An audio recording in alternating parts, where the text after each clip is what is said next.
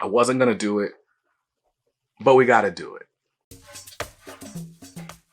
Welcome back to Kicks on Kicks, my channel where I review sneakers. And today we're taking a look at the Off-White Air Jordan 1 in the UNC colorway. This designed by the late, great Virgil Abloh.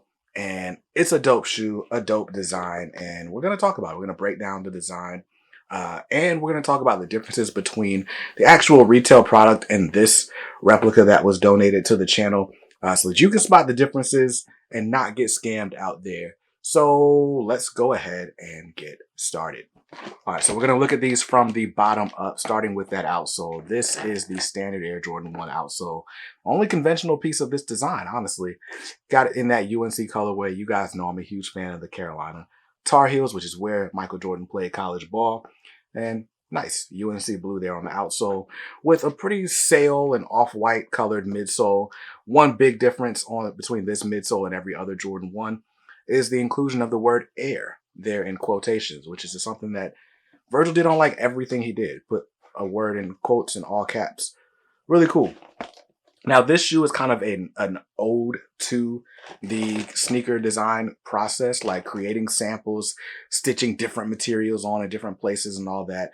And that's what we've got here. So we've got a shoe that looks like it was just kind of handcrafted, like cut and sew, if you will. So we've got this swoosh here. It's oversized. We got a ripstop material here on the upper. We've got some suede here. We got a little stitched orange piece where it's like that swoosh just kind of placed there. You can even run your finger under it. It's only attached in those two places. The ankle strap is not sewn onto the shoe, although there are like pilot holes there, as if they're supposed to be sewn there. The Nike Air tag is offset. And of course, looking at the medial side of the shoe, we've got that classic off-white sort of design language. Off-white for Nike. Air Jordan 1, Beaverton, Oregon, USA. Copyright 1985, which is the original release date of the Air Jordan 1. And that's pretty much the shoe. Kind of broke it all down. Now, other big pieces here. Right here on your sort of midfoot ankle or midfoot kind of lockdown tab, that's not sewn onto the shoe either. So you got this little flap where you didn't have it flappy before. And then on the inside of these wings, you've got 85, which is the year the Jordan 1 was released once again. And that's pretty much the shoe. I really love the inclusion of this ripstop material and the exposed foam on the tongue and on the ankle collar. Really, really sets this shoe apart for me. Now, one thing as far as, well, let's take a look at the packaging real quick before we talk about legit checking this shoe.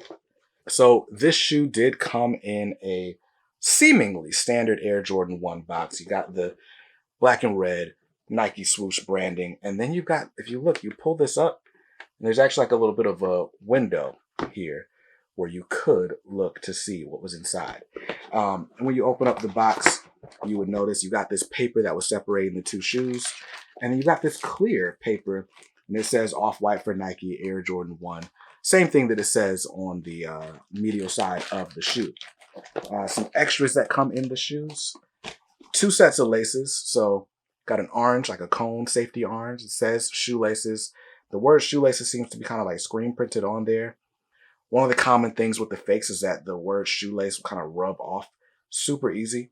I'm scratching it and it's not coming off. So I guess they fixed that defect. Although on my UNC blue set, that seems to be rubbing off a little bit easier.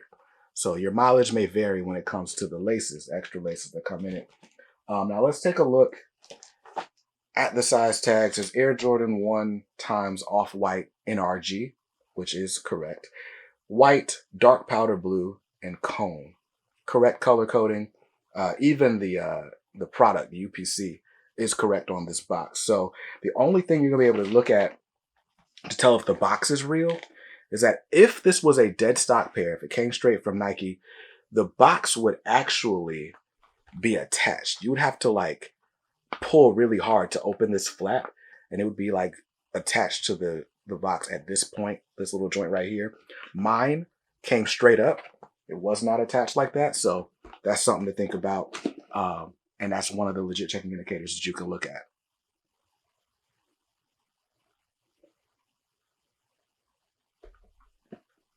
My bad, phone was ringing. Some other legit checking indicators. For one, this shoe is like 5 years old at this point. And one of the biggest things about this shoe is the fact that it's got this exposed foam. And you can see the newer the shoe is, the more that foam is going to look like it's blue, like a white or a bluish white. And on the pairs that, I mean, were actually officially made, this shouldn't be blue. This should have aged already. This should almost look cream colored, being honest.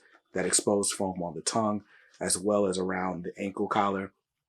That's honestly going to be your biggest telltale sign that you've got a fake or a replica.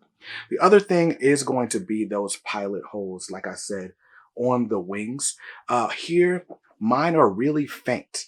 And on the retail shoe, they look like you could actually put needle and thread through them. So I'll probably have to take a close-up shot so you can see what I'm talking about. But that's the other big difference. And you can kind of look at these right away and say, oh, those holes do not go deep enough.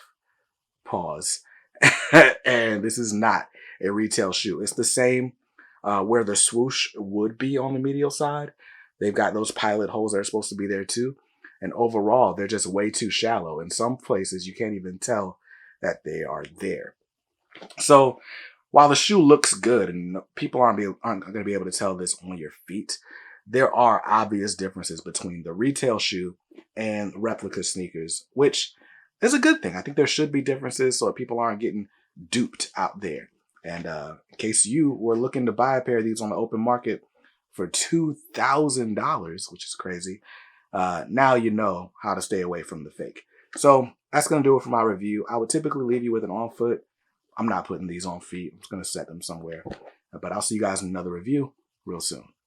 Peace.